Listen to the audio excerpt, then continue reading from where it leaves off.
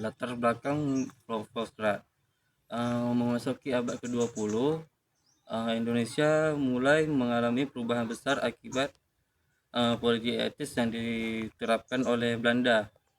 Pendidikan modern melahirkan golongan intelektual pribumi yang mulai mengenal gagasan demokrasi, nasionalisme, dan hak menentukan nasib sendiri. Perjuangan rakyat Indonesia yang awalnya itu cuma berbentuk fisik dan kedaerahan dalam situasi berubah menjadi perjuangan organisasi dan politik modern. Dalam situasi tersebut, pemerintah kolonial membentuk Polsat sebagai upaya meredam tuntutan politik rakyat Indonesia. Ada pula itu Polsat sebagai parlemen semu. Polsat ini dibentuk pada tanggal 18 Mei 1918 sebagai lembaga perwakilan rakyat atau DPR di Hindia Belanda. Walaupun dianggap sebagai langkah menuju demokrasi, tetapi lembaga ini sebenarnya hanya berfungsi sebagai badan penasehat bagi pemerintah kolonial Belanda. Anggotanya itu terdiri dari golongan pribumi, Eropa, dan orang timur asing.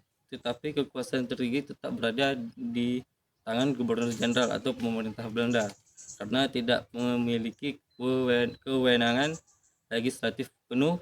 Polsat sering disebut sebagai parlemen semu. Ada struktur dan keterbatasan Polsat ini mencerminkan sistem kolonial yang diskriminatif. Sebagian anggota dipilih melalui dewan daerah, sedangkan sebagian lainnya diangkat langsung oleh pemerintah Belanda.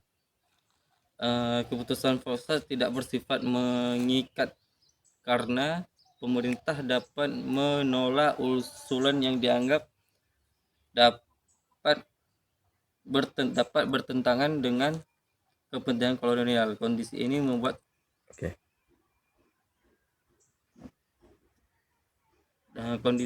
membuat Polsat lebih berfungsi sebagai alat legitimasi kekuasaan Belanda, melegitimasi kekuasaan Belanda daripada lembaga perwakilan rakyat yang sesungguhnya.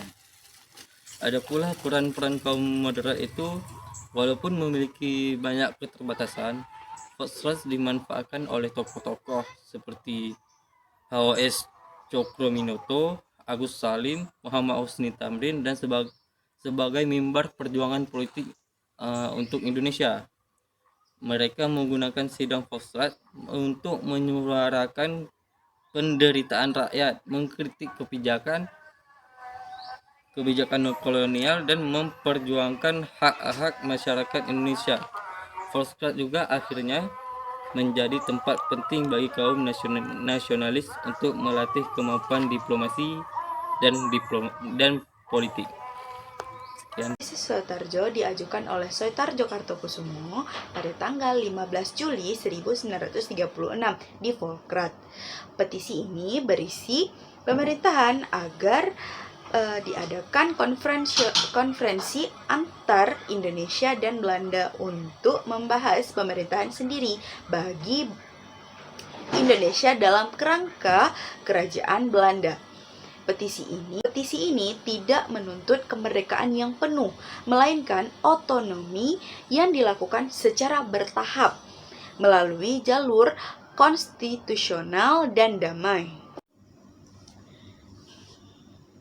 Bagaimana sih reaksi terhadap petisi Soetarjo? Yuk ikut aku dengerin ya. Petisi Soetarjo menimbulkan berbagai reaksi. Pemerintahan dan pres kolonial umumnya menolak petisi tersebut dengan alasan bahwa Indonesia belum siap untuk memerintah dirinya sendiri. Sementara itu, di kalangan nasionalis Indonesia muncul dua pandangan yang berbeda nih. Sebagian mendukung petisi sebagai langkah realistis menuju pemerintahan sendiri. Sedangkan sebagian lainnya menganggap petisi terlalu lunak dikarenakan tidak menuntut kemerdekaan yang penuh. Selanjutnya saya akan menjelaskan mengenai GAPI. Gabungan Politik Indonesia atau GAPI didirikan pada tahun 1939 sebagai bentuk persatuan organisasi-organisasi politik Indonesia. GAPI menyatukan berbagai kelompok nasionalis dengan semboyan Indonesia berparlemen. Organisasi ini bertujuan memperjuangkan pemerintahan yang lebih demokratis dan meningkatkan kesadaran politik rakyat Indonesia terhadap pentingnya kemerdekaan dan juga persatuan nasionalis. Kemudian ada peran strategis GAPI. GAPI memiliki peran penting dalam memperkuat nasionalisme Indonesia.